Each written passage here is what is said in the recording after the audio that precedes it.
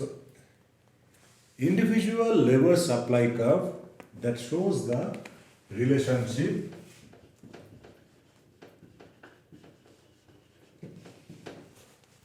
shows a relationship between number one is the wage rate and hours of work supplied by an individual labor. Now question is, at any particular wage rate, what will be the equilibrium hours of work by an individual labor? So to answer this, we have to use the utility maximizing behavior of the workers.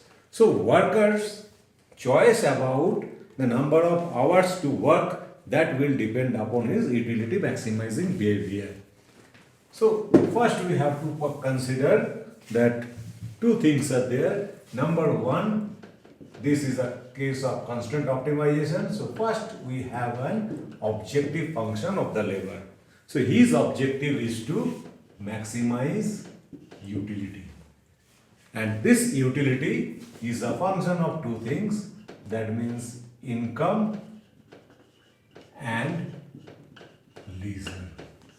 So this type of utility function is basically we are considering a well-behaved product utility function, which is followed in the case of whenever we are studying the theories of consumer behavior like two commodities, this indifference curve or this utility function will bear the same properties.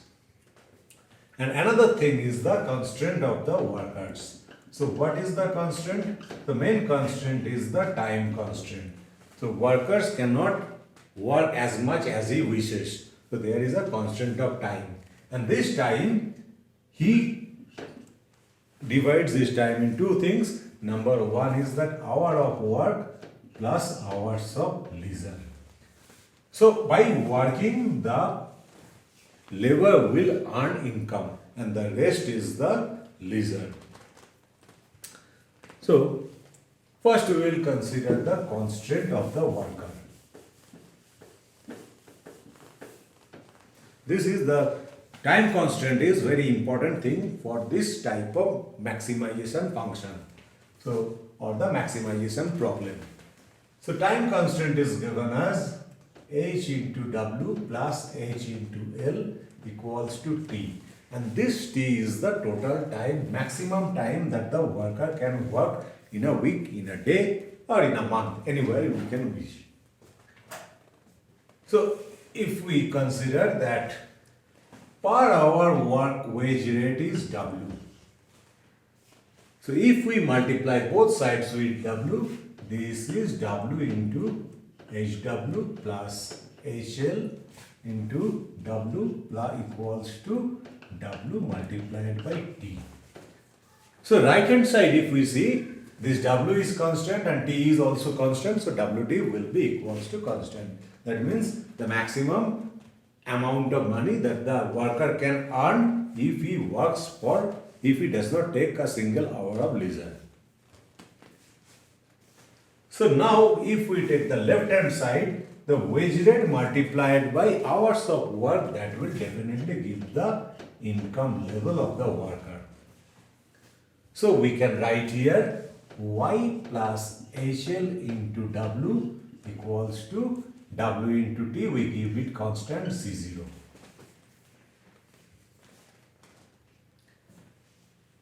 So this is the, we can say, the constraint of the workers, or in other words we can say this is the budget line of the workers.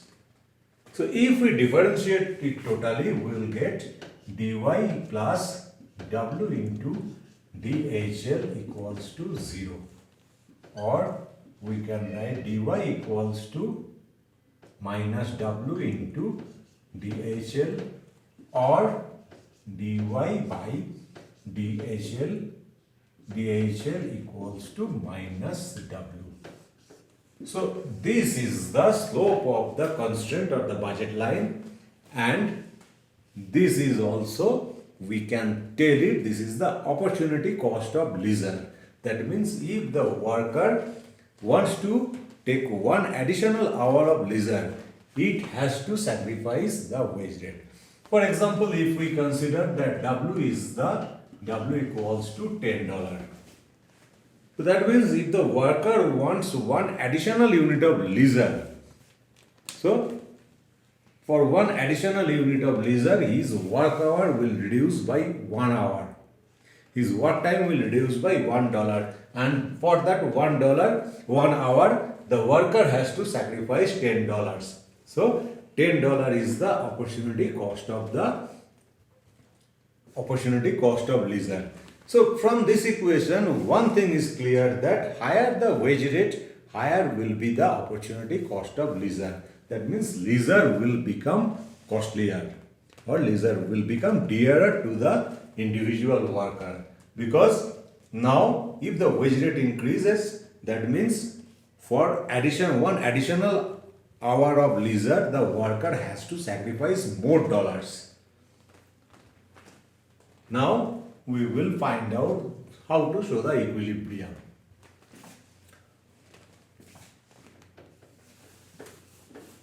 So this time we will draw one indifference curve and one budget line.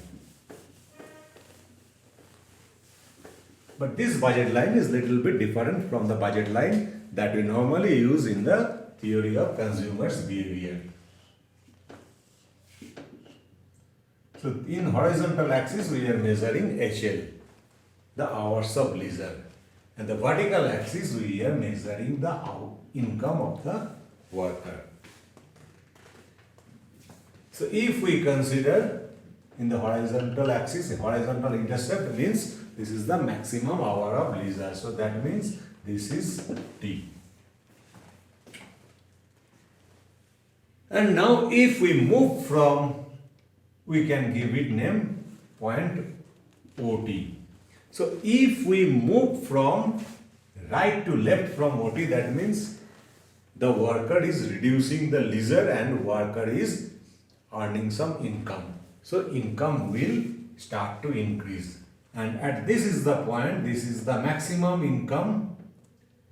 So we can give it OY star is the maximum income at which the leisure, volume of leisure will be completely zero. That means worker devotes its entire income. And this straight line joining these 2 points will be the budget line. Y star T will be the budget line of the worker.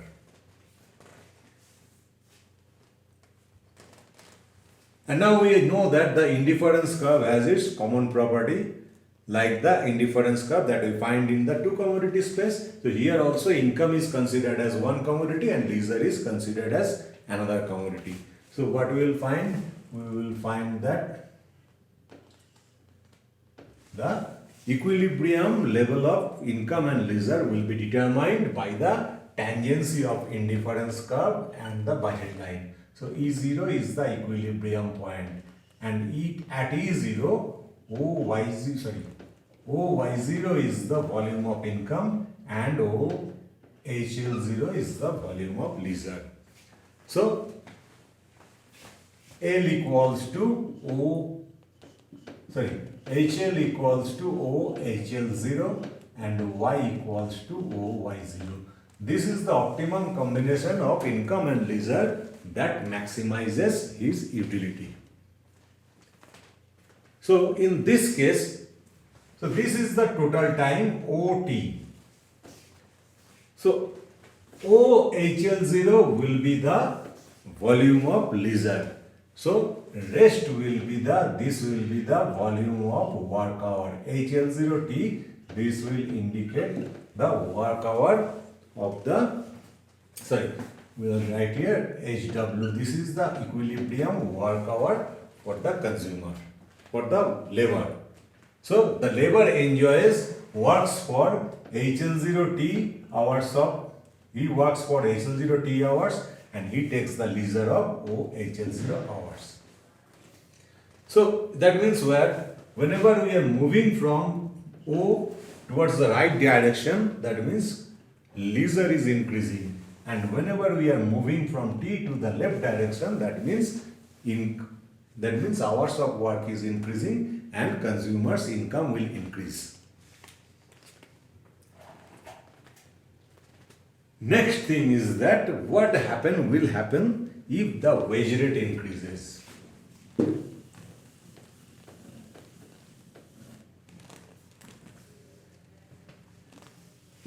So if there is increase in wage rate, but T will remain constant. So what will be the budget constraint? It will not change. The horizontal intercept will not change because this indicates the maximum number of work hour. So this will remain constant. But if wage rate increases, now budget line will be what? W1 into HW plus W1 into HL equals to W1 into T. So right hand side, the volume of the constant will increase, but if we do it again, dy by dHL, it will become minus W1. That means the slope of the curve will increase, and if HL equals to 0, we can say if HL equals to 0, then Y will be equals to W1T. So definitely it will increase. So what will happen here? The maximum income level will increase from Y star, OY star to OY1. But there will be no change in maximum leisure. So budget line will become steeper. And this time we will find another equilibrium, that is, this is I1 and equilibrium is E1. So, sorry, this is the mistake. So we can do it here. So equilibrium income is E1. So new, what we will see? Now what we will see here, the the leisure becomes OHL1. So what we see here, there is a decrease in leisure and the work effort increases. So work effort increases from THL0 to THL1 and the leisure decreases from OHL0 to OHL1. So what we see here, if the wage rate increases, the work effort will increase.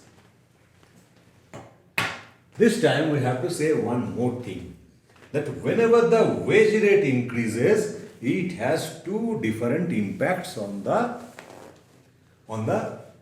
work effort or the desired leisure of the worker. First of all, we call it, there are two effects. First of all, we call it that substitution effect. The substitution effect means what? Whenever wage rate rises, opportunity cost of leisure is increasing. That means to get one additional unit of leisure, you have to sacrifice more income now. So definitely that will cause a decline in leisure and increase in work effort. So this is known as substitution effect. So this always causes a downward pressure on the leisure and upward pressure on income. So in this case, the income will rise and leisure will fall. Work effort will rise and the leisure will fall. But there is another effect, that is substitution effect. What does substitution effect say? The substitution effect says, another is the income effect. So what does the income effect say? Income effect says that whenever the wage rate increases, the income of the labor will increase. And as leisure is a normal commodity, if income of the labor increases, the worker will want to have more leisure. So this is called income effect. So in this case, what we see, income and substitution effects, these are working in the opposite direction. So I can show you here that if we draw another budget line which is tangent to TY1, that means we are bringing the consumer back to its previous level of income with the real new wage rate. So this movement OHL0 to HL star, that will indicate the substitution effect. This is the decline in leisure due to substitution effect. And whenever we are comparing between, we'll give it name E1 dash. Whenever we compare between E1 dash and E1, what do we see? This movement in both points are showing the same level of wage rate because the slope of these two budget lines are same. But E1 indicates higher level of income. So whenever the consumer is, the worker labor is moving from E1 dash to E1, what do we see? If the income level, given the wage rate, if the income level rises, the worker will go for lower work and the worker will try to have more leisure. But what will happen? This is the decline in leisure due to substitution effect and this is the increase in leisure due to income effect. So finally here the substitution effect dominates over the income effect. So that's why initially at the lower wage rate, whenever the wage rate increases, that will cause a downward pressure on leisure and increase the work effort.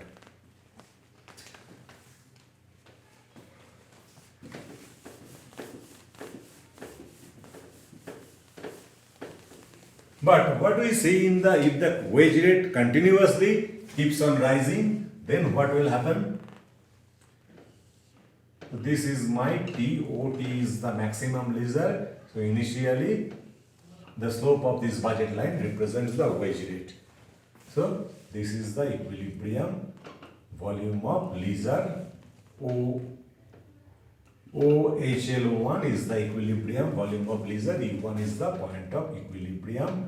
I1 is the indifference curve. So initially what do we see?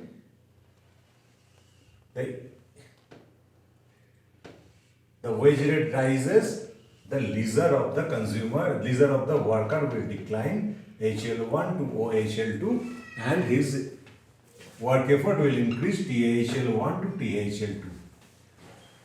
But if the wage is too high, what will happen? We will find that this time income effect will dominate over the substitution effect. So the worker's work effort will decline. So what THL2 to THL3. Now worker will go for more leisure. So these labor supply curve equilibrium points, if we join the equilibrium points, we will get the change in work effort and change in leisure along with the change in income.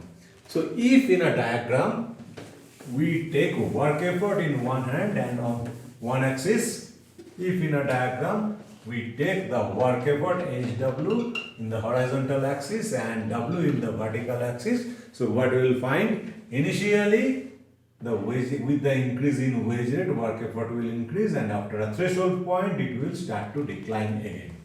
Because up to this point, up to OW star wage rate and OHW star, up to OW star wage rate, the substitution effect dominates over the income effect. So that's why with the increase in wage rate, the work hour increases. At this point, substitution effect and income effect are equal to each other. So there will be neither a rise nor a fall in the work effort.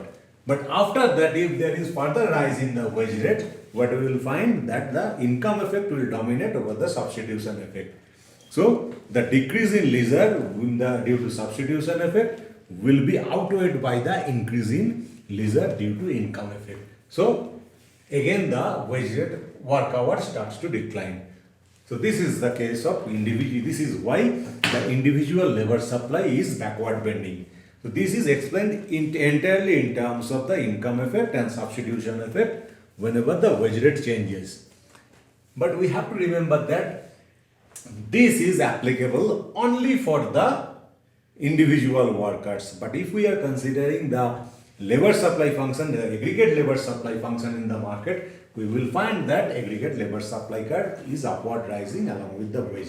So whenever wage rises, the aggregate supply of labor rises because this is the threshold point for a particular one individual worker. But there are different individual workers are having different threshold points. So this is applicable for individual supply, but this will not be applicable for the market supply. The market supply will be determined.